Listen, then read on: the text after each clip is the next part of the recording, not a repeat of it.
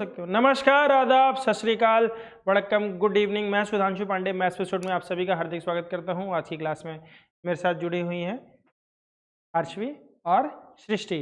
तो दोस्तों, आज की क्लास में हम लोग केमिस्ट्री का एक चैप्टर पढ़ने जा रहे हैं जिसका नाम है atoms and molecules, chapter number 3 of science grade 9 और पहली क्लास है इसकी। ठीक है, शुरू करते हैं बच्चों, एटम्स एंड मॉलिक्यूल्स। सृष्टि बेटा, आपको स्क्रीन दिखाई दे रही है?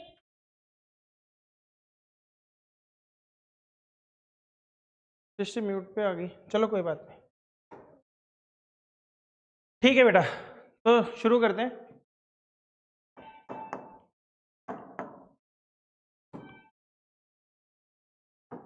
तो आरशवी बेटा ध्यान देना। हाँ, ancient Indian and Greek philosophers have always wandered about the unknown and unseen of the matter. Matter का एक ऐसा फॉर्म था जो कि उस समय के ज़माने में लोगों को नहीं पता था। आज की डेट में हम सबको पता है कि एटम्स क्या होते हैं और मॉलिक्यूल्स क्या होते हैं। ठीक है, एटम्स क्या होते हैं और मॉलिक्यूल्स क्या होते हैं। उसने अजय, तो पुराने ज़माने में एटम्स और मॉलिक्यूल्स के बारे में तो पता नहीं था, पर वो लोग ऐसा सोचते थे कि एटम्स क्या होते हैं, मॉलिक्यूल्स क्या होते हैं, मैटर का सबसे छोटा आइडिया क्या है। The idea of divisibility of matter was considered long back in India. कहाँ पे शुरुआत हुई थी इसकी? इंडिया में हुई थी अराउंड 500 BC, मतलब जीसस क्राइस्ट के आने के 500 साल पहले। जीसस क्राइस्ट के आने के 500 साल पहले an Indian philosopher Maharshi Kannada postulated that if we go on dividing a matter, matter को उन्होंने हिंदी में क्या बोला, संस्कृत में पदार्थ बोला। क्या बोला उन्होंने? पदार्थ।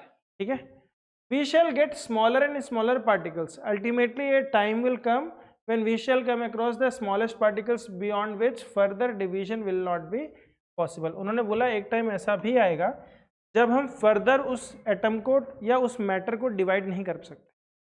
तो हम डिवाइड करते जा रहे हैं, एक टाइम ऐसा आएगा जब हम उसको एक फर्दर डिवीजन के बाद में उसको हम डिवाइड कर ही नहीं पाएंगे। ही नेम दिस पार्टिकल्स परमाणु। क्या नाम दिया उसने? परमाणु। शुरू में एटम को हिंदी में बोला गया, उसने अपना संस्कृत में नाम दिया गया परमाणु।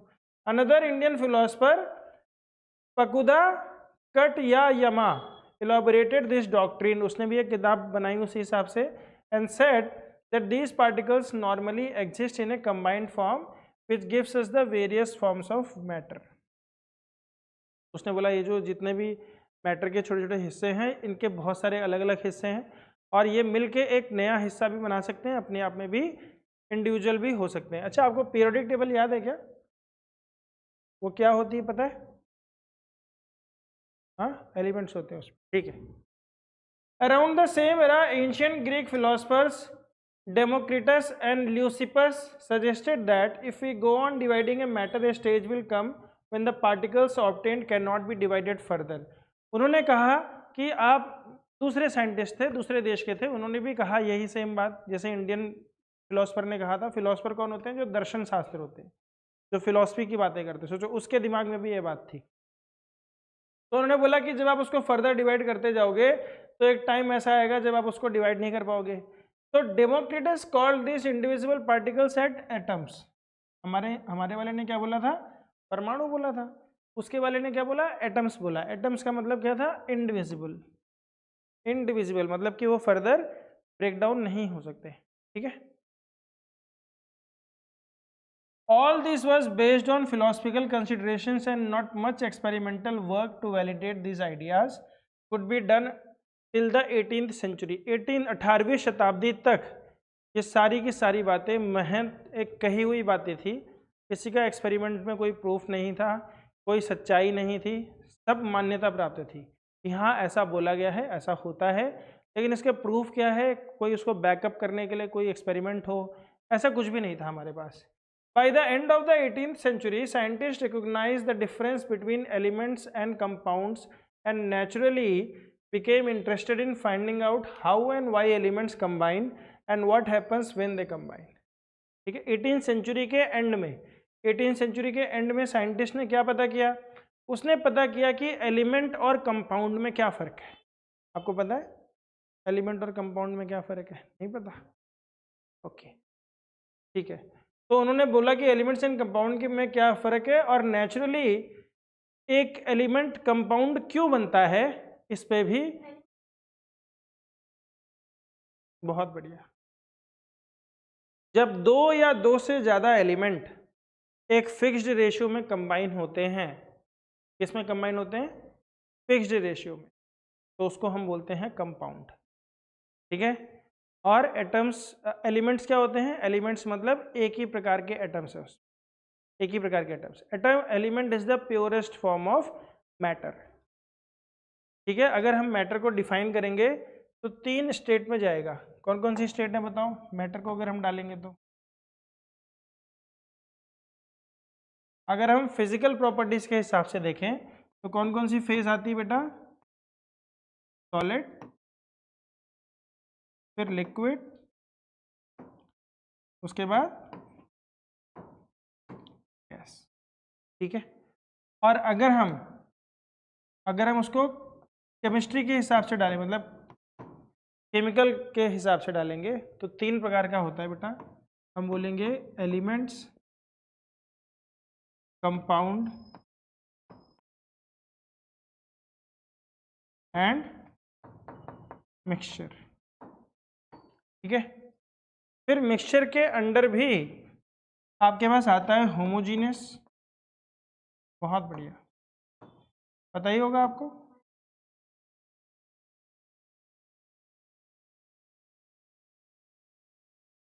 और एक और सोल्यूशन होता है जिसको बोलते हैं कोलाइडल। पढ़ा है आपने दूसरे चैप्टर में, सेकंड चैप्टर में। कोलाइडल सोल्यूशन कौन सा होता है? जैसे दूध हो गया, देखने में होमोजीनियस है पर है नहीं होमोजीनियस। ठीक है। कैसे पता चलता है? उसमें हम लाइट डालते हैं तो लाइट स्कैटर हो जाती है। ठीक है। करेंगे वो सब एक्सपेरिमेंट्स अगले साल तो और अच्छे से समझेंगे। तो यहाँ तक हो गया था। 18th सेंचुरी तक कोई एक्सपेरिमेंटल वर्क नहीं हुआ था। ठीक है। By the end of the 18th century scientist recognised the difference between elements and compounds and naturally became interested in finding out how and why elements combine. मतलब compound बन रहा है तो वो कौन से कारण हैं जिनकी वजह से कोई भी एलिमेंट किसी से कंबाइन हो रहा है। भाई उसी से क्यों कंबाइन हो रहा है, इससे क्यों नहीं कंबाइन हो रहा है, या कितने प्रकार के कंपाउंड बनते हैं, कंपाउंड को कैसे फाइंड आउट करते हैं। Antoine L Lavoisier laid a foundation of chemical sciences by establishing 2 important laws of chemical combination। 2 important law बताए इसने केमिकल कॉम्बिनेशन के। ठीक है। क्या थे वो law? Laws of chemical combination. देखो कोई देख रहा है क्या? सृष्टि है, 3 व्यूज है। हाय सृष्टि बेटा, अगर आप देख रहे हो तो आप हाय लिख दो चैट में। डाउट पूछना है तो बेटा आप चैट पे लिख देना। ठीक है। कुछ भी डाउट होगा चैट पे लिख देना। यहाँ पे हमारे पास बंदे हैं जो मुझे बता देंगे, मैं उसको देख के आपको फिर से समझा दूंगा, है ना। ठीक है। Laws of chemical combination. The following 2 laws of chemical combination were established after much experimentations by, कौन से 2 साइंटिस्ट थे? Lavoisier and Joseph L Proust. ठीक है। आपकी तो केमिस्ट की शॉप भी है क्या? आपको तो केमिस्ट्री बहुत अच्छे से पढ़नी चाहिए, सच बता रहा हूँ मैं। पापा ने आपके बी फार्मा किया है, तो केमिस्ट्री तो पापा ने पढ़ा देनी चाहिए थी आपको। नहीं कराते? अच्छा ओके, तो ये पढ़ाया उन्होंने चैप्टर? अच्छा ठीक है चलो। Law of conservation of mass. Is there a change in mass when a chemical change takes place. तो सवाल ये पूछा गया कि जब भी केमिकल चेंज हुआ तो क्या मास में कोई चेंज आया क्या? मतलब हमने यहाँ पे कुछ रिएक्शन डाली, रिएक्शन हो गई, यहाँ पे जाके प्रोडक्ट बन गया। जब रिएक्शन से प्रोडक्ट बना तो मास में कुछ चेंज हो गया क्या? कुछ धुआं उड़ गया या कोई जमीन निकल गई, आसमान निकल गया, कि मास सेम था? तो यहाँ पे देखा गया, एक एक्सपेरिमेंट आपको बोला गया एक्टिविटी करने के लिए, तो क्लास में हम नहीं करा सकते, लेकिन आप देखो तो इन्होंने बोला कि कोई भी एक केमिकल ले लो, चाहे एक्स का ले लो चाहे वाई का ले लो। कैसे लेने को बोला है? कॉपर सल्फेट बोला है एक्स का, या और बेरियम क्लोराइड, फिर लेड नाइट्रेट। मैं चाहता हूं कि सबके फॉर्मूले लिख लो, नाम के साथ पता होना चाहिए। तो पहला नाम क्या है? Copper sulphate. कॉपर सल्फेट का फॉर्मूला होता है बच्चों CuSO4। क्या फॉर्मूला होता है? CuSO4। Cu का मतलब होता है कॉपर, SO4 का मतलब होता है सल्फेट। फिर हम बेरियम क्लोराइड की अगर हम बात करेंगे तो BaCl2 क्या होता है, BaCl2। फिर इसके बाद अगर हम लेड नाइट्रेट की बात करेंगे तो लेड होता है बेटा Pb, क्या होता है Pb, और इसके साथ आएगा NO3, और Pb की वैलेंसी अगर 2 है तो NO3 ट्वाइस हो जाएगा, ठीक है। तो बोला है प्रिपेयर सेपरेटली ए 5% सोल्यूशन। अच्छा ये भी लिख देता हूँ, इनका भी फॉर्मूला लिख देता हूँ। सोडियम कार्बोनेट,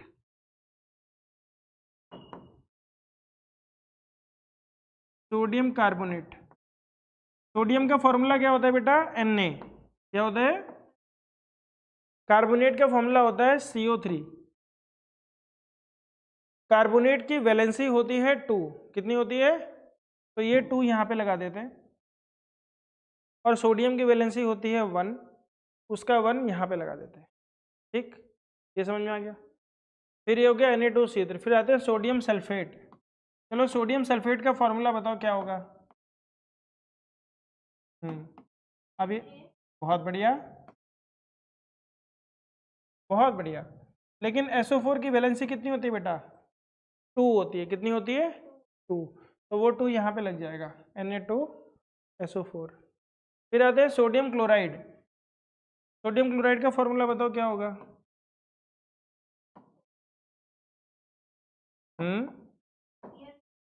नहीं बेटा, NaCl होता है। अब ये Cl2 क्यों होता है, क्योंकि जो Ba है ना वो दूसरी सीरीज का है, तो इसकी वैलेंसी 2 है। यहाँ वैलेंसी याद रखनी पड़ती है। अगर वैलेंसी याद नहीं है, अगर वैलेंसी याद नहीं है तो फिर आपको समझ में नहीं आएगा कि ये 2 क्यों है, ये 3 क्यों है, नहीं समझ में आएगा। तो वैलेंसी याद करने के लिए हमें पीरियोडिक टेबल याद करनी पड़ती है। कराऊँ याद, कराऊँ, जरूरी है, ठीक है। पीरियोडिक टेबल याद है, पहले इसको पढ़ लेते हैं, लॉ ऑफ कंजर्वेशन ऑफ मास, और इतना तो कर ही लेते हैं आज की डेट में। तो prepare separately A 5% solution of any one pair of substances listed under X and Y in water. इनमें से कुछ भी एक सब्सटेंस ले लो। अच्छा आपके पापा सामान, केमिस्ट के सामान भी ले आते हैं, वो उनको पता होगा ये सब सामान कहाँ मिलता है। तो मेरे को उनका नंबर देना, मैं बात करूँगा फिर आज उनसे, ठीक है। जाने से पहले, ये तो मुझे याद ही नहीं था, मुझे तो बहुत सारा सामान मंगाना है, यहाँ क्लास में एक्सपेरिमेंट करने थे। हाँ उनको बोल देना कि जो लैब के सामान होते हैं ना, हाँ लैब के सामान हो गया, टेस्ट ट्यूब हो गया, जो भी टेस्टिंग के इक्विपमेंट्स होते हैं ना, उसका स्टैंड होता है, बर्नर होता है, तो वो सब मुझे यहाँ लगाना है। अभी मुझे मिल नहीं रहा है, हाँ तो वो मुझे मिल जाएगा तो यहाँ मैं सच में एक्सपेरिमेंट करूँगा, तो आपके लिए और अच्छा हो जाएगा। तो prepare separately 5% solution of any one pair of substances listed under X and Y in water. इसको पानी में मिला लेंगे। Take a little amount of solution Y in a conical flask and some solution of X in an ignition tube. उसको ignition tube में डाल देंगे। Ignition tube होती है जिसमें आग लगाई जाती है, ठीक है। अभी अगले पेज पे मैं दिखाऊंगा आपको। Hang the ignition tube in the flask carefully, see the solutions do not gate mixed, put a cork on the flask. ये यहाँ पे आपका सामने, ठीक है। सोल्यूशन ऑफ X किस में डाला गया है, टेस्ट ट्यूब में। सोल्यूशन ऑफ Y किस में डाला गया है, फ्लास्क में डाला गया है। फ्लास्क को ऊपर से कॉर्क कर दिया गया है। कॉर्क मतलब क्या होता है, जो क्रिकेट की बॉल होती है ना, कॉर्क लकड़ी टाइप का होता है, उससे उसको ढक दिया गया ताकि कुछ भी सामान जो है बाहर ना निकल जाए, धुआं वुआं उड़ जाए, आसमान से ना मिल जाए, अंदर ही है। फिर इन्होंने इसमें एक थ्रेड बांधा हुआ है यहाँ से साइड से अंदर इसको, और स्मॉल इग्निशन ट्यूब एक ले लिए है इन्होंने। कोनिकल फ्लास्क ये हो गया, ये तो समझ में आ गया आपको, ठीक है। अब देखो क्या करते हैं। तो उन्होंने फ्लास्क को वे किया, तो उसका वजन नाप लिया। Way the flask with its contents carefully, now tilt and swirl the flask so that the solution X and Y gate mixed. तो उन्होंने उसको टिल्ट कर दिया। टिल्ट करने के बाद क्या हो गया, यहाँ पे मैं देखूँ क्या केमिस्ट्री का वो आता है शायद,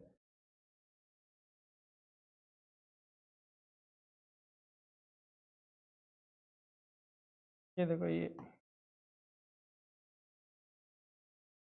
अरे वाह बड़ा अच्छा हो गया, नहीं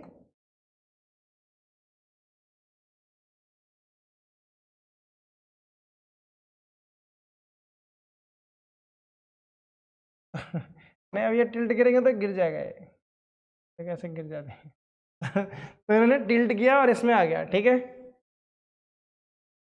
इसी में मिक्स हो गया, समझ में आ गया ना। तो इसको करेंगे, इस पर भी रिसर्च करेंगे बाद में। तो जब उसमें मिक्स हो गया तो क्या हो गया, कुछ ना कुछ केमिकल रिएक्शन हो गया होगा। भैया दो केमिकल कंपाउंड आपस में मिल गए तो उनके बीच में क्या हुआ होगा, केमिकल रिएक्शन हुआ होगा और फिर से उसका वजन नापा गया। What happens in the reaction flask, do you think that a chemical reaction has taken place, of course reaction तो हुई है। Why should we put a cork on the mouth of the flask, ताकि कुछ भी gas उसमें से निकल ना जाए। Does the mass of the flask and its contents change, no, mass change नहीं होगा। Law of conservation of mass states that, देख लो इसको, ये इंपॉर्टेंट बात है। Law of conservation of mass states that mass can neither be created nor destroyed in a chemical reaction। ठीक है, हमारे यहाँ पता है एक ऐसे कहावत कही जाती थी इसी से रिलेटेड, बोले थे लॉ ऑफ कंजर्वेशन ऑफ गालियाँ। ठीक है, बोलते थे गालियाँ can neither be created nor be destroyed, it can only be transferred from one senior officer तो जूनियर ऑफिसर। कैसे सीनियर ने गाली दी तो हमने अपने से जूनियर को जाके दे दी, उसने अपने से जूनियर को दे दी। तो ऐसे ही law of conservation of mass था, वो भी ना तो कोई क्रिएट कर सकता है ना ही कोई डिस्ट्रॉय कर सकता है, वो बस एक जगह से मिक्स होकर दूसरी जगह जा सकता है। ठीक है, तो लॉ ऑफ कंजर्वेशन ऑफ मास क्या है, ऐसी एनर्जी का भी है पता है। Law of conservation of energy, जब वर्क पावर एनर्जी हम पढ़ेंगे तो उसमें law of conservation of energy भी पढ़ेंगे कि energy can neither be created nor be destroyed, it can only be transferred from one part two another. जैसे mechanical, जैसे इलेक्ट्रिकल एनर्जी, अब देखो लाइट आ गई तो इलेक्ट्रिकल एनर्जी किस में कन्वर्ट हो गई, लाइट में कन्वर्ट हो गई, या हीट में कन्वर्ट होती है तो हम लोग उससे क्या बना लेते हैं, हाँ सुबह सुबह जब नहाने जाते हैं तो क्या ऑन करते हैं, गीज़र, फिर कपड़े प्रेस करने होते हैं तो क्या होता है, आयरन। ठीक है, तो ये सारे जितने भी इक्विपमेंट्स हैं क्या है, heating elements, heating effect of electric current से आते हैं। वो हम अगली साल पढ़ेंगे, अगली साल जब इलेक्ट्रिसिटी का चैप्टर आएगा। लिख लिया आपने लॉ ऑफ कंजर्वेशन ऑफ मास लिखा, आई होप समझ में आ रहा है। अगर सृष्टि आप भी देख रहे हो तो लॉ ऑफ कांस्टेंट प्रोपोर्शंस क्या होता है, इसको भी आपको समझना पड़ेगा। लॉ ऑफ कांस्टेंट प्रोपोर्शन ये कहता है बेटा कि आप पानी चाहे आरओ का ले लो, चाहे नाले का ले लो, चाहे नदी का ले लो, चाहे समुद्र का ले लो, कहीं पे भी जाओगे तो उस पानी के अंदर आपको हमेशा दो एलिमेंट मिलेंगे, एक हाइड्रोजन और एक ऑक्सीजन, तीसरा कोई एलिमेंट नहीं मिलेगा। ठीक है, तो ये इनके बीच में जो रेशियो है ना कंबाइन होने का, ये एक फिक्स्ड रेशियो है, ये एक फिक्स्ड रेशियो है। वैसे अगर आप देखोगे तो किस रेशियो में कंबाइन होता है, ये H2O, मतलब दो हाइड्रोजन के एटम एक ऑक्सीजन के एटम के साथ कंबाइन होके एक वाटर का मॉलिक्यूल बनाते हैं। क्या बनाते हैं, वाटर का मॉलिक्यूल। ठीक है, लेकिन अगर केमिस्ट्री में हम देखा जाए, आगे चल के हम पढ़ेंगे बेटा कि ऑक्सीजन अकेले एग्जिस्ट करता ही नहीं है। हाँ, ऑक्सीजन का मास 16 होता है, एटॉमिक नंबर होता है 8, तो ऑक्सीजन अकेले एग्जिस्ट करता ही नहीं है। तो ऑक्सीजन किस में एग्जिस्ट करता है, O2 में, मॉलिक्यूल में। तो मॉलिक्यूल में एग्जिस्ट करता है तो यहाँ पे भी H2 है, तो H2 प्लस O2 कर दूंगा तो क्या बन जाएगा, H2O तो नहीं बनेगा। H2O बनाने के लिए मुझे क्या करना पड़ेगा, यहाँ पे 2 है तो 2H2O करना पड़ेगा, क्योंकि ऑक्सीजन 2 रखने पड़ेंगे ना, तो 2H2O। तो हाइड्रोजन कितने हो गए, 4, तो हाइड्रोजन भी 4 कर दिए। तो ये हमारी बैलेंस्ड इक्वेशन होती है। हम आमतौर पे कैसे लिखते हैं, हम आमतौर पे ऐसे लिख देते हैं, H2 plus O2 will give H2O। अब इसमें कोई बोलेगा कि भैया यहाँ तो O2 था, वो एक ऑक्सीजन किधर चला गया, तो इसीलिए इस तरीके से जो रिएक्शन हम लिखते हैं ये सही नहीं होती है। सही रिएक्शन किस तरीके से लिखते हैं, इस तरीके से लिखते हैं जिसमें हम बोलते हैं बैलेंस्ड। बैलेंस्ड क्यों करते हैं हम इक्वेशन को, बैलेंस इसलिए करते हैं क्योंकि लॉ ऑफ कंजर्वेशन ऑफ मास हमें दिखाना है, हमें दिखाना है कि कोई भी आइटम बर्बाद नहीं गया। समझ में आया। तो O2 में कैसे बताएंगे कि एक ऑक्सीजन अलग से निकल गया, बोलेगा ऑक्सीजन तो एग्जिस्ट करता ही नहीं है, O2 एग्जिस्ट करता है, तो बोलेंगे O2 हो गया तो यहाँ 3 ऑक्सीजन हो गए, तो इसलिए हमें बैलेंस करनी पड़ती है इक्वेशन। समझ में आ गई बात। लॉ ऑफ ये कांस्टेंट प्रोपोर्शन समझ में आया कि कहीं से भी कंपाउंड आप उठाओगे, अगर एक प्रकार का कंपाउंड है तो उसके अंदर जो रेशियो है उसके एलिमेंट्स का कॉम्बिनेशन का रेशियो वो हमेशा फिक्स्ड है। क्या है, वो हमेशा फिक्स्ड है। ठीक है, तो Lavoisier along with other scientists noted that many compounds were composed of 2 or more elements। Compound क्या था, 2 या 2 से ज़्यादा एलिमेंट से मिलकर बना था, and each such compound had a same elements in the same proportion.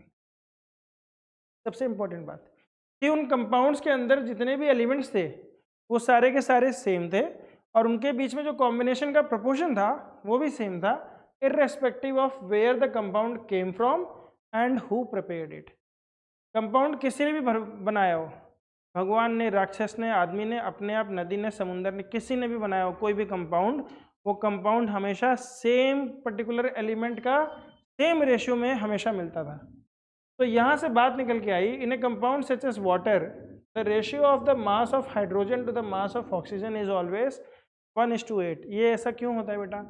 इस चीज़ को समझने के लिए आपको ये समझना पड़ेगा कि जो एक हाइड्रोजन का मॉलिक्यूल होता है ना, इसका वजन होता है 18U। क्या होता है? 18U, या U की जगह पे आप ग्राम मान लो। कितना होता है? 18 ग्राम। तो हमने देखा हाइड्रोजन कितने थे इसमें? 2, और एक हाइड्रोजन का वजन होता है मान लो 1 ग्राम। तो ऑक्सीजन का वजन होता है 16 ग्राम। तो 2 हाइड्रोजन का वजन कितना हो गया? 2 ग्राम, और ये हो गया 16 ग्राम। 2 + 16 कितना हो गया? 18 ग्राम। तो 18 ग्राम के मॉलिक्यूल, जब 18 ग्राम का मॉलिक्यूल नापा गया तो उसके अंदर जो हाइड्रोजन और ऑक्सीजन अलग अलग करके निकाले गए। कैसे निकाले गए? बिजली से। जब आप बिजली दोगे ना पानी को, तो उसमें से हाइड्रोजन और ऑक्सीजन अलग हो जाएंगे। ऐसे बिजली देने से नहीं होंगे, इलेक्ट्रोड्स बिठाने पड़ेंगे उसमें, मतलब थोड़ा सा तिकड़म लगाना पड़ेगा, ठीक है। वो जो घर में आते हैं ना आर ओ बेचने वाले, वो आपके घर में जब TDS VDS चेक करते हैं तो वैसा करते हैं, फिर आप देखते हो आपका पानी ब्राउन हो जाता है, तो बोलते हैं आप देखो ये वाला पानी पी रहे हो, हमारा RO जो है वो ऐसा कर देता है पानी। वो RO बेचने की टेक्निक है, ठीक है। तो वहाँ पे वो यही वाली टेक्निक अपनाते हैं कि हाइड्रोजन और ऑक्सीजन को अलग कर देते हैं उसमें से। तो जितना भी उसमें से कचड़ा वचड़ा होता है वो सब निकल के आ जाता है बाहर, क्योंकि वो तो प्योर पानी नहीं है ना। ये जो जिस पानी की बात कर रहा है ये प्योर वाला पानी है। H2O मतलब प्योर वाला पानी। तो पानी के अंदर और भी केमिकल्स मिले हो सकते हैं, लेकिन जो पानी है जब तुम उसको करोगी तो H2 और O अलग हो जाएंगे, बाकी सब अलग अलग कचड़ा बच जाएगा उसमें। पानी में नमक भी तो हो सकता है, चीनी भी घुली हो सकती है, नींबू पानी भी हो सकता है, चाय भी मिली हो सकती है, लेकिन ये H2O वाले पानी की बात हो रही है, ठीक है। यहाँ तक समझ में आया? तो रेशियो क्या बना बेटा? 2:16 का रेशियो क्या बनेगा? 1:8। लेकिन 1:8 किस हिसाब से? 1:8 है बेटा मास के हिसाब से, ये वजन था। अगर एटम्स के हिसाब से पूछेंगे तो क्या रेशियो है? 2:1 का, क्योंकि इसके 2 एटम हैं तो इसका 1 एटम है। समझ में आ रहा है? जब हम रेशियो की बात करते हैं तो हम उसमें मेंशन करते हैं कि किस चीज़ की बात हो रही है। मैं एक बार पंखा चला देता हूँ, मुझे लगता है गर्मी नहीं लग रही।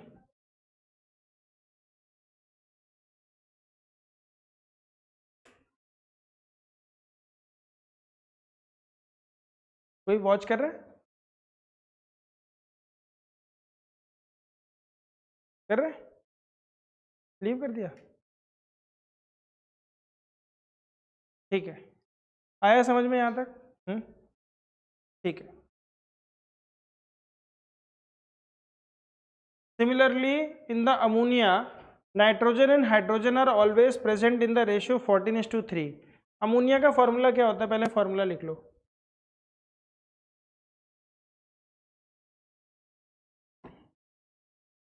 क्या होता है फॉर्मूला? NH3। इसमें जो नाइट्रोजन होता है इसका वजन होता है बेटा कितना? 14 ग्राम। और हाइड्रोजन का वजन कितना होता है बेटा? 1 ग्राम। अब हाइड्रोजन है कितने? 3। तो टोटल वजन कितना हो गया? 3 × 1 यानी कि 3 ग्राम। तो रेशियो क्या बना बेटा? 14:3। समझ में आ रहा है कैसे हो रहा है वो? बाई मास रेशियो बता रहे हैं, तो by mass. Whatever the method or the source from which it is obtained, this led to the law of constant proportions, which is also known as the law of definite proportion. This law was stated by Proust as, लिखो बेटा यहाँ से, in a chemical substance, the elements are always present in a definite proportions by mass. In a chemical substance, the elements are always present in a definite proportions by mass. लिख लिया? यहाँ तक लिखा? हाँ, ओके। तो बेटा अब इसको आगे बढ़ने से पहले मैं चाहता हूँ कि मैं आपको एक बार बता दूँ कि पीरियोडिक टेबल कैसे होती है, ठीक है। मैं चाहता हूँ सबसे पहले पीरियोडिक टेबल आप मेरे साथ बनाना शुरू कर दो। तो पीरियोडिक टेबल में बेटा टोटल कितने एलिमेंट्स होते हैं? अगर मैं ऐसे कॉलम्स की बात करूँगा, ठीक, मैं दिखा देता हूँ एक बार आपको।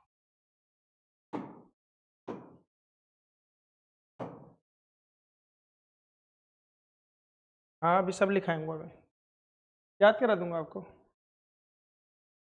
ठीक है।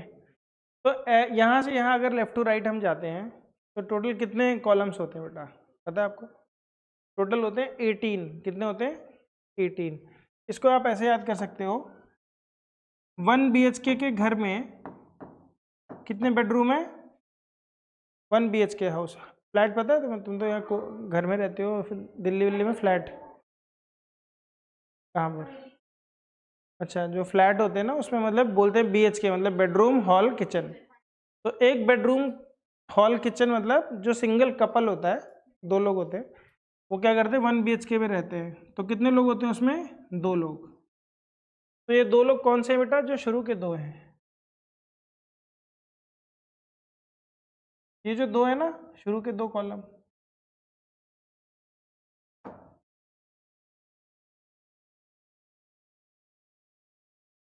ये दिखाई दिया आपको? इसके इधर और इधर, ठीक है, इसके इधर में, ये मैं इसको काट देता हूँ थोड़ा सा।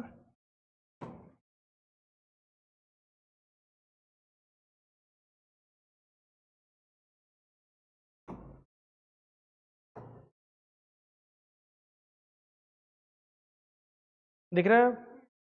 ठीक है।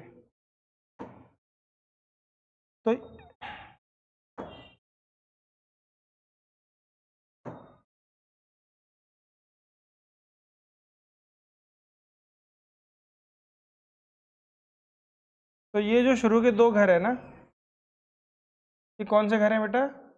1 BHK वाले। कौन से हैं? तो कितने लोग रहते हैं इसमें? ठीक,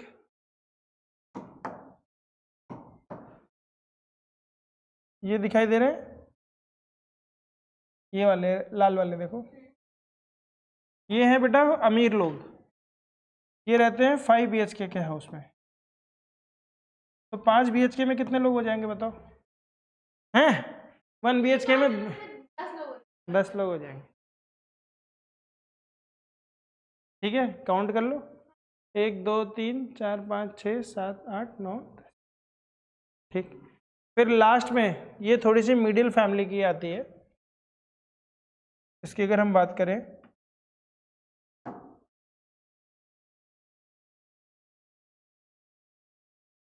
ये इसकी अगर हम बात करेंगे तो ये होता है बेटा 3 BHK का घर। कितने का होता है? 3 BHK में कितने घर आएंगे, कितने लोग सोएंगे? 6 लोग। देखो वहाँ पे 6 लोग हैं, दिखाई दे रहे हैं आपको? दिखाई दे रहे हैं?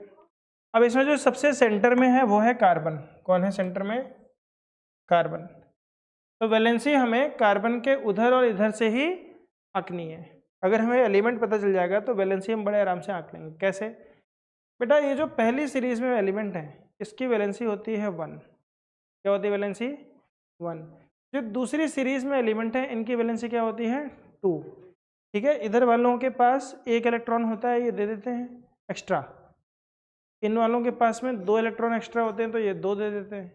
2 एक्स्ट्रा नहीं होते, मतलब 2 आउटर मोस्ट में होते हैं। तो समझो जैसे हमारे पास एक अमरूद का पेड़ है और सारे अमरूद अंदर हैं, 2 अमरूद बाहर चले गए। तो जो 2 अमरूद बाहर चले गए, कोई बाहर से झाड़ू लगा रहा होगा तो देखेगा तो 2 अमरूद तोड़ लेगा। तो इन सब के 2-2 अमरूद बाहर लटके हुए हैं, इन सब का 1-1 अमरूद बाहर लटका हुआ है, इन सब के 3-3 अमरूद बाहर लटके हुए हैं, इन सब के 4 लटके हुए हैं। लेकिन 4 अमरूद वाले 4 अमरूद चुराना मुश्किल है, क्योंकि 4 अमरूद चुराने से क्या, इसके पास एक्स्ट्रा गार्डिंग है, मतलब एक्स्ट्रा पुलिस लगा रखी है, इन्होंने कैमरा CCTV लगा रखा है, तो इनका चोरी करना मुश्किल है। पर ये 3 जो है दे देते हैं, मतलब दे देते हैं, बोलते हैं भैया मेरे पास 1 एक्स्ट्रा है तुम ले जाओ। इसने बोला मेरे पास 2 एक्स्ट्रा हैं, देते हैं इनको भिखारियों को। कार्बन के जो इधर वाले भिखारी हैं, तो इधर वाले हो गए बेटा ये 3 माइनस वाले। तो इसका और इसका रिएक्शन होगा तो क्या बन जाएगा? Bn। समझ में? इसको 3 चाहिए, इसको 3 देने, ठीक है। लेकिन अगर इसका और इसका रिएक्शन होगा तो ये कितने देता है? 2। ये कितने लेगा? 3। तो इसका 3 वहां चला जाएगा और उसका 2 यहां चला जाएगा, तो बन जाएगा Be3N2। Be में 3 क्यों हुआ? क्योंकि नाइट्रोजन का 3 वहाँ चला गया और Be का 2 जो है नाइट्रोजन पे आ गया। तो हमें वैलेंसी याद रखनी है, हमें वैलेंसी याद रखनी है, ठीक है, कि पूरी सीरीज याद करेंगे, वैलेंसी याद रखेंगे और टेबल अगर आपको याद होगी तो आप बना ही लोगे। फिर ये हो गया आपका -3, इन सब की वैलेंसी होती है -2। ये कौन सी सीरीज है? इसकी -2, इसकी है -1, इसकी है 0। सब लोग जाना यही चाहते हैं, ठीक है। तो -1 मतलब ये जाना चाहता है यहाँ पे, तो उससे एक ले लेता है तो ये यहाँ पहुँच जाता है, और ये जो ये है ये भी वहीं जाना चाहता है, तो इसके पास एक फालतू था, जैसे ही एक उसको दे देता है ये वहाँ पहुँच जाता है, दोनों बैलेंस हो जाते हैं। सब लोग जाना यहीं चाहते हैं आखिरी में,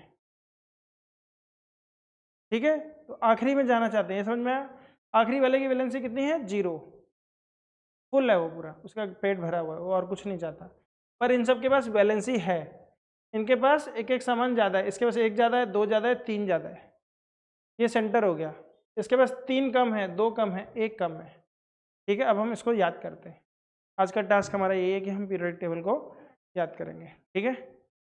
तो कैसे करते हैं बेटा? अभी आपको एक बेस आइडिया लग गया होगा, एक बेस आइडिया लग गया होगा कि आपका जो एलिमेंट है वो 3 फेज में बटा है, 1 BHK, 5 BHK, 3 BHK, ठीक है। 1 BHK में जो एलिमेंट होते हैं उन्हें बोलते हैं बेटा हम लोग एस ब्लॉक एलिमेंट। क्या बोलते हैं? जिसमें फ्लैट के नंबर होते हैं ना, SPD, ABCD ऐसे बोलते हैं। जो 5 BHK के फ्लैट है उन्हें बोलते हैं डी ब्लॉक एलिमेंट। क्या बोलते हैं? और जो 3 BHK के फ्लैट है उन्हें बोलते हैं पी ब्लॉक एलिमेंट। उसमें जो रहने वाले लोग हैं उनका नाम क्या है? पी ब्लॉक एलिमेंट, ठीक है। अगर मैं आपसे बोलूं कि इसको अगर आपको वैसे समझना है, मतलब ये समझ में आ गया ना, इसमें कितने लोग रहते हैं? 2, 10, 6, ठीक है, ठीक है। अब चलो शुरू करते हैं। तो सबसे पहले जो सीरीज है हमारी वो है बेटा, उसको हम ऐसे लिखेंगे, हिंदी में लिख लो साथ साथ में। हिंदी है ना स्कूल में आपके?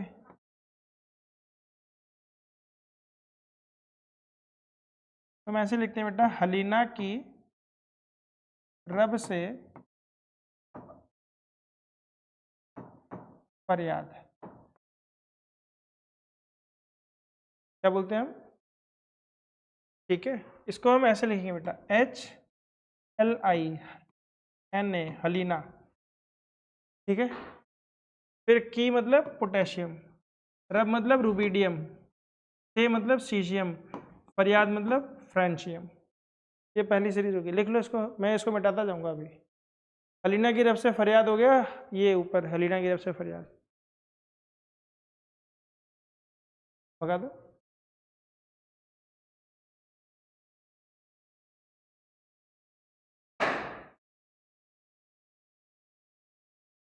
क्या हो गया? ये हलीना की रब से फरियाद, ये रब्बे नहीं है, रब है। सेब तो नहीं लिख दिया? याद रहेगा अभी? हलीना की रब से फरियाद बोल दो एक बार। हाँ, कौन सी सीरीज हो गई? कियान को भी याद है?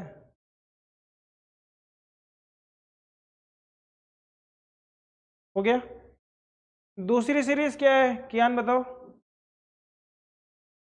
हाँ, तो महाभारत अगर देखी होगी तो उसमें भीम जी बहुत बड़े थे। महाभारत, उसमें भीम जी एक कैरेक्टर था, भीमसेन। तो भीम जी का जो सर था ना वो बहुत बड़ा था, तो हमने लिखा भीम जी का सर बड़ा। भीम की जगह हमने भीम कर दिया। हाँ, एल के साथ, भीम जी का सर बड़ा।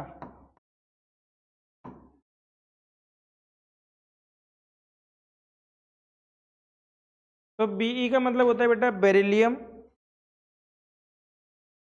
Mg का मतलब होता है मैग्नीशियम, Ca का मतलब होता है कैल्शियम, Sr का मतलब होता है स्ट्रॉन्शियम, Ba का मतलब होता है बेरियम, और Re का मतलब होता है रेडियम। अभी अभी आपने देखा था बेरियम क्लोराइड, देखा था बेरियम क्लोराइड, बेरियम कौन सी सीरीज का है, दूसरी सीरीज का है, तो इसलिए Ba के साथ क्या लगा था Cl2, और सोडियम के साथ क्या लगा था Cl, क्योंकि पहली सीरीज का है।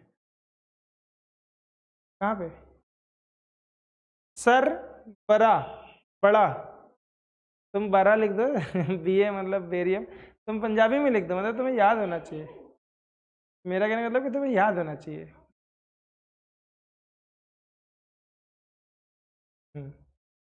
हो गया, तुम्हें बस 30 तक याद करने हैं, ठीक है, तो मैं तुम्हें 30 के फालतू भी याद करा रहा हूँ, पर 30 तक तो तुम्हें याद ही हो जाएंगे, ठीक है, हो गया।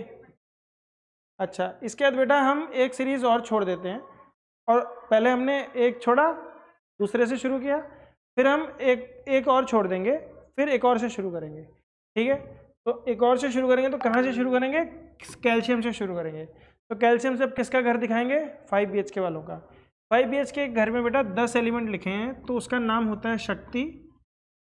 तुम अगर इसको ऐसे ही बोलते हुए लिख सकती हो तो बोलते हुए लिख लो, देखो दिख भी रहा है शक्ति, शक्ति दिख रहा है।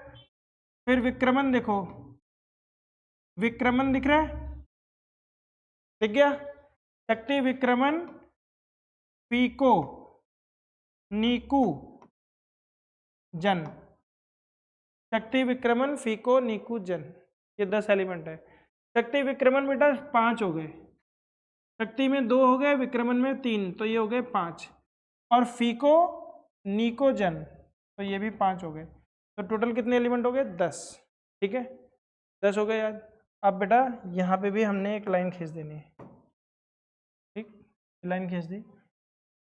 अब मैं यहाँ से भी एक लाइन खींच रहा हूँ आपको समझाने के लिए, और यहाँ पे कितनी लाइनें आएंगी बेटा, 6 घर आएंगे, कितने घर आएंगे 6, तो 1 2 3 4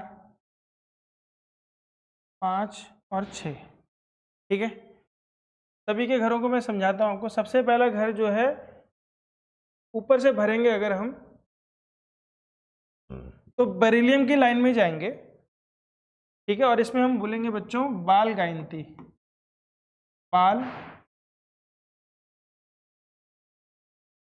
गायंटिल, ठीक है, बाल गए अंटी के तिल लेने ऐसे भी बोल सकते हो, या बाल गायंटिल तुम्हें याद हो जाता है तो boron aluminium gallium indium tellurium.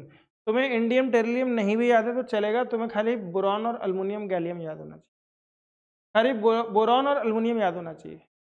Boron की वैलेंसी कितनी है 3 हो गई, अब 1 2 कौन सी हो गई 3, इनकी वैलेंसी है नहीं, फिक्स नहीं है, इनकी वैलेंसी फिक्स नहीं है, ये याद करने की जरूरत ही नहीं है, इसको याद नहीं करना है, यहाँ से याद होगा। कौन सा हो गया बाल गायंती, बाल गायंती लिख लो।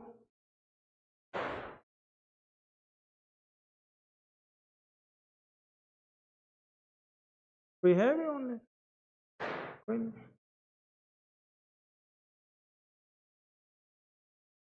हो गया।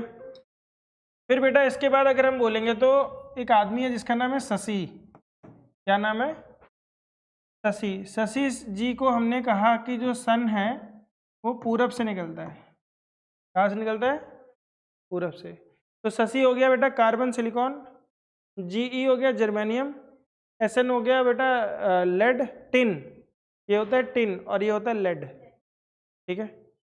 फिर इसके बाद आता है बेटा नाना पाटेकर ऐश्वर्या सब बीमार, तो नाना पाटेकर हो गया बेटा नाइट्रोजन फॉस्फोरस, ऐश्वर्या हो गया बेटा आर्सेनिक, सब मतलब एंटीमनी, बीमार मतलब बिस्मथ, नाना पाटेकर ऐश्वर्या सब बीमार, याद हो गया। फिर अगला होता है बेटा ओस से टीपो, ओस से टीपो,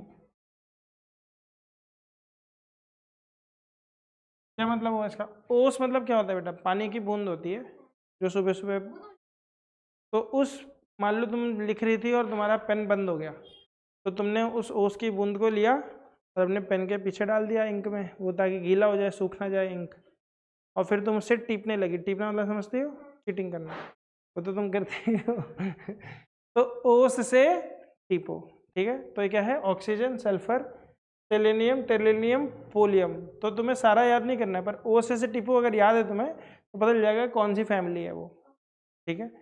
फिर इसके बाद आता है फिर कल बाहर आई आंटी, फिर कल बाहर आई आंटी, ठीक है। फ्लोरीन, क्लोरीन, ब्रोमीन, आयोडीन और एटोनिन जो भी है।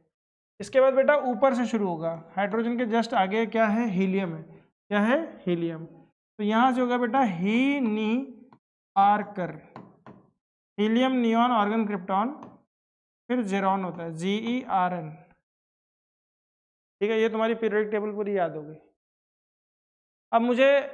अब मैं कुछ आयंस के बारे में भी बता देता हूँ आपको।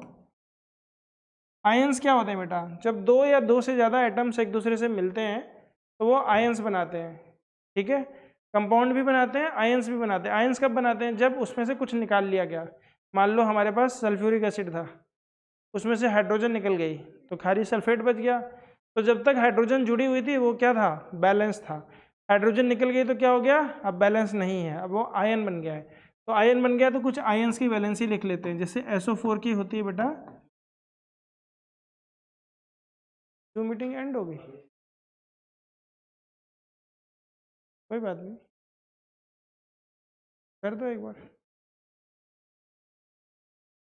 तो SO4 2- कैसे होगा ये, वैलेंसी किसकी हो जाएगी बेटा, 2। क्या वैलेंसी हो गई, 2।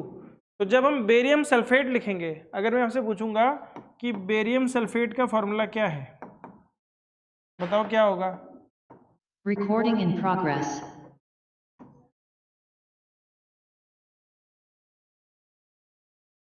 हाय अबीर, तुम मीटिंग में थे क्या, ये अबीर मीटिंग में था, मीटिंग कब एंड हुई, अबीर तुम हो,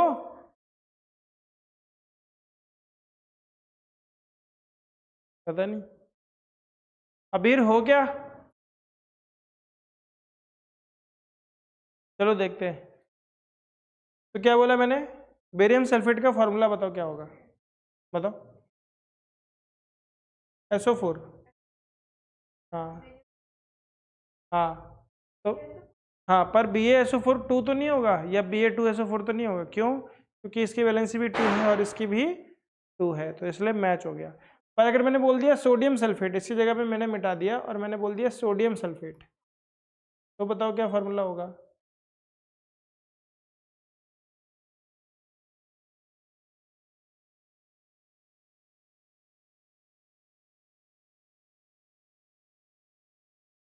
सोडियम कौन सी सीरीज में, Na को सोडियम बोलते हैं, इसको क्या बोलते हैं, हाँ, तो नहीं, SO4 के कितना वैलेंसी है, 2, और सोडियम की कितनी है, 1 है। तो सोडियम का 1 SO4 को मिल जाएगा, तो फॉर्मूला बन जाएगा Na2SO4, SO4 का 2 इसको मिल जाएगा, तो बन गया सोडियम सल्फेट, Na2SO4। सोडियम की जगह पे मान लो मैंने पोटेशियम लगा दिया, तो क्या होगा फॉर्मूला, बहुत बढ़िया, क्या हो जाएगा, K2SO4। हाय अबीर, तुम थे क्या क्लास में, सर मैं थोड़ा लेट ज्वाइन कर रहा था, मैं भूल गया था क्लास के बारे में, मैं मैथ्स देखने लग गया था। कोई बात नहीं, तो मतलब कितना लेट ज्वाइन किया तुमने, मुझे पता ही नहीं चला तुम कब आए। तो मैं 4:45 के अराउंड आया था आई थिंक। अच्छा, तो बस तुम आए हो और हम निकल लिए, चलो ठीक है, सही। बेटा पीरियोडिक टेबल याद हो रही है, क्या याद कराया जा रहा है, पीरियोडिक टेबल, तुम्हें याद है पूरी, हाँ 20 तक। अच्छा ठीक है, कोई नहीं, चलो ठीक है, फिर तुम्हें तो याद ही है, मैं तो 30 तक याद करा रहा था। तो पहली वाली जो सीरीज थी मैंने इसका नाम दिया था कोडवर्ड में, हलीना गिरफ्त से फरियाद, अगर तुम्हें पता होगा पहले से तो देख लेना। दूसरी थी भीम जी का सर परा, ठीक है। तीसरी क्या थी, बाल गायंती, फिर शशि जी, बोलो, शशि जी सन सन पूरब, क्या बोला, शशि जी से कहा कि सन जो है पूरब से निकलता है, इसका क्या है, हाँ, सब बीमार। इसका क्या था? नहीं, ओस से टीपो। इसका क्या था?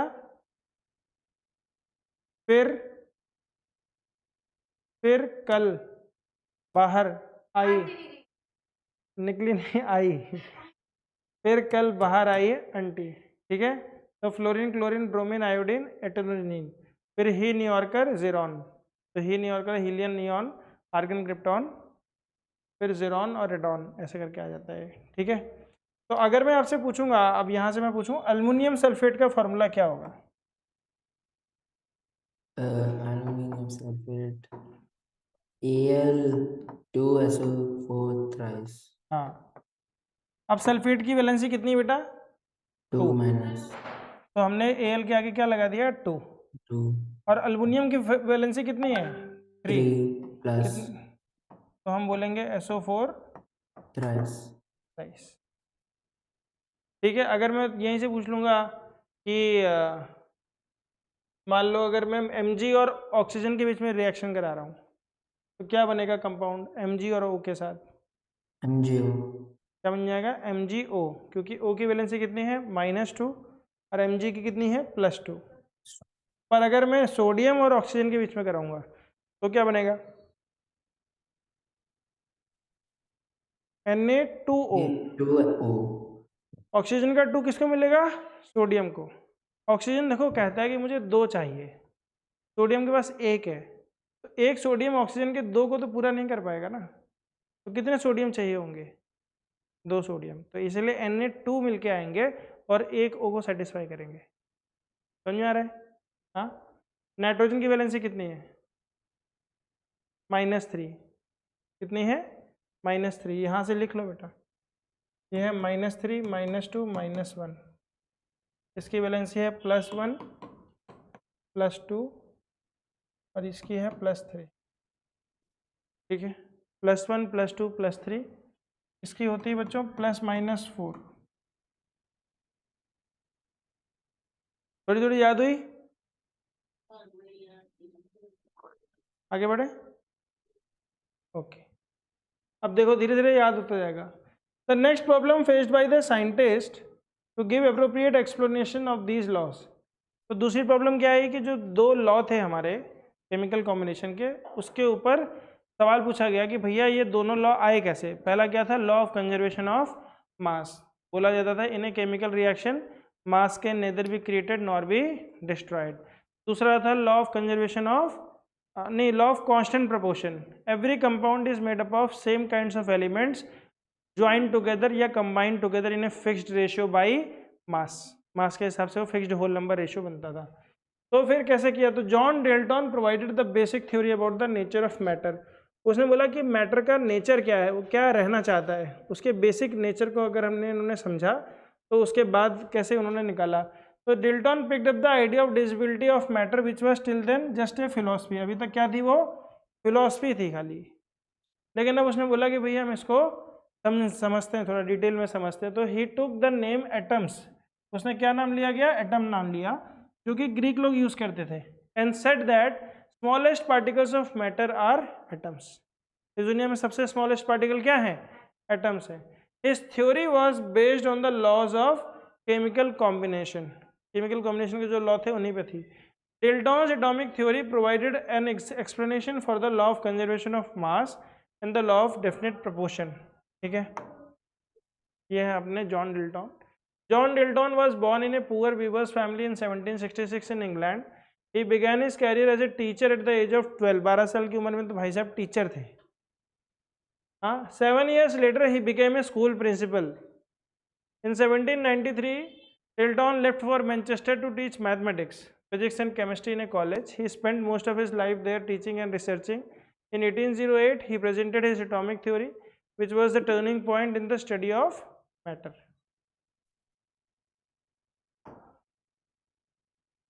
According to Dalton's atomic theory, all matter, whether an element, a compound or a mixture, is composed of small। ये लिख लो, चारों पॉइंट लिख लो। डेल्टन की एटॉमिक थ्योरी के 6 पॉइंट है। ठीक है, 6 पॉइंट लिखो, लिखते जाओ और मैं फिर बताता जाऊंगा आपको। ठीक है, ध्यान से सुनते जाना कहानी के तौर पे। According to Dalton's atomic theory, all matter, whether an element, a compound or a mixture, is composed of small particles called atoms. उसने बोला भैया चाहे एलिमेंट हो, चाहे कंपाउंड हो, चाहे मिक्सचर हो, ये सब के सब बने तो किससे हैं? एटम से ही बने हैं। ठीक है, किससे बने हैं? The postulates of this theory may be stated as follows. इसके द्वारा निकाले गए कुछ पोस्टुलेट थे, उन पोस्टुलेट को किस तरीके से बताया गया? All matter is made up of very tiny particles. सबसे पहला पॉइंट लिखो, all matter is made up of very tiny particles called atoms. ठीक है, जॉन डेल्टन की थ्योरी है एटॉमिक थ्योरी, ये आ जाएगी पूछने में तो फिर लिखना आना चाहिए आपको। 6 पॉइंट्स हैं। पहला क्या है? All matter are made up of very tiny particles called atoms. ये तो ग्रीक लोग पहले से बोलते थे, फिलोसफर जो थे, तो इसने भी वही बात बोल दी।